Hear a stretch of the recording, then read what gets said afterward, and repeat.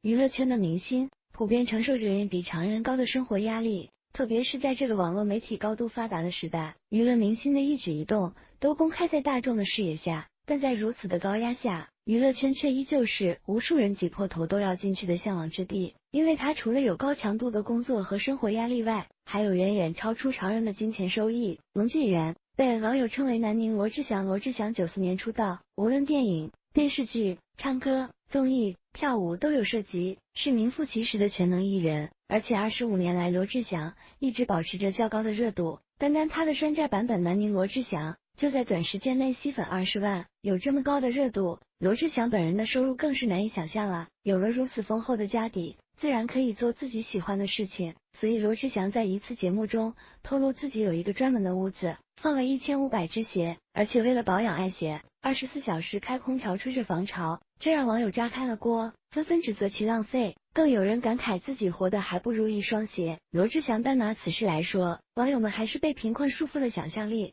对于1500双名贵球鞋而言，24小时开空调的维护费用完全不值一提，电费算下来也没多少。何况以台湾潮湿的天气，开空调防潮也无可厚非。毕竟这1500双鞋本身就是天价啊，这么多鞋全部穿一遍都要4年。小猪买这么多，更多的是珍藏的意思。对于喜爱的藏品，开空调防潮也不算过分。罗志祥接受采访，至于有些网友说的有那么多闲钱干嘛不捐给灾区，小编觉得只要是通过合法权益赚的钱，小猪有完全支配他的权利。捐钱是爱心，不捐是本分，我们没必要道德绑架。而且明星捐钱远比网友更多，不能因为人家赚得多就非得拿我们的标准来对待吧。我们在80年代之前饭都吃不饱也能活下来，现在富裕了难道也要照着当时的标准生活？超出就是浪费。之前我们想象的幸福生活是这样的，《武林外传》片段，现在这样的生活我们达到了。随着国家的发展，我们的生活品质有了飞跃式的提高。之前我们都穷，每个人都一样，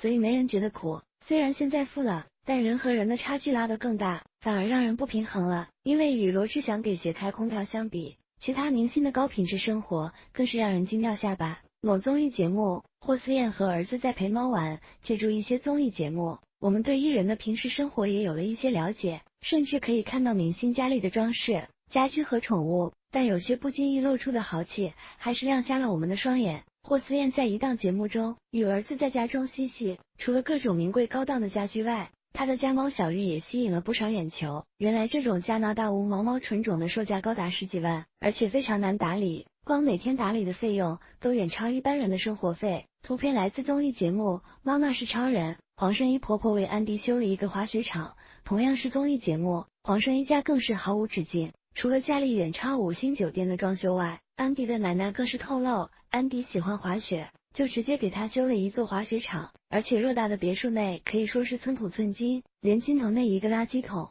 都被网友爆出是售价6万的名牌，这怕是我们普通人做白日梦也不会想到的场景吧。黄圣依和儿子这样比较起来，罗志祥的那点电费真是小巫见大巫了。但看到明星的日常生活，还是不由得让人感慨，人和人的差距咋就这么大呢？我们无权要求明星做什么，但希望明星还是多宣传一些正能量，这样的炫富，我们这些吃瓜群众可承受不住啊。对于明星的高待遇，你觉得合理吗？欢迎下方留言一起讨论。